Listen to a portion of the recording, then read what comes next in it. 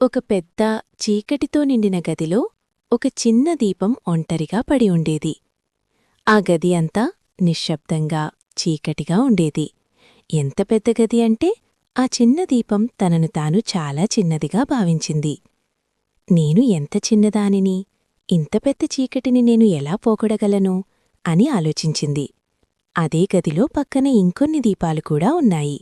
కాని అవన్నీ కూడా వెలగకుండా అలాగే ఉన్నాయి. అందరూ ఒకటే అనుకున్నారు, మన వల్ల ఏం మారదు.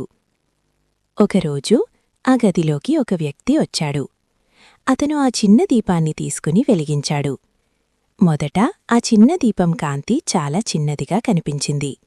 కాని ఆ కాంతి చీకటిని నెమ్మదిగా తొలగించడం మొదలుపెట్టింది. ఆ గదిలో ఉన్న చీకటి అంతా ఒక్కసారిగా పోకపోయినా ఆ చిన్న కాంతి ఒక మార్పు తీసుకువచ్చింది.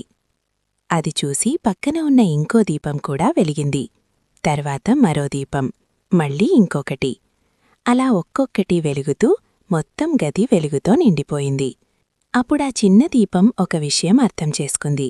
నేను చిన్నదాన్నే కావచ్చు, కాని నేను వెలిగితే చీకటిని తొలగించగలను. మరియు నా కాంతి ఇంకొక దీపాన్ని వెలిగించగలదు. ఆ రోజు ఆ గది మాత్రమే కాదు, ఆలోచనలు కూడా మారిపోయాయి.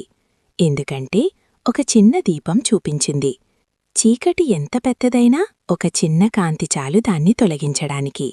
నువ్వు ఎంత చిన్నవాడివైనా నీ ప్రయత్నం చాలా మందికి ప్రేరణ అవుతుంది.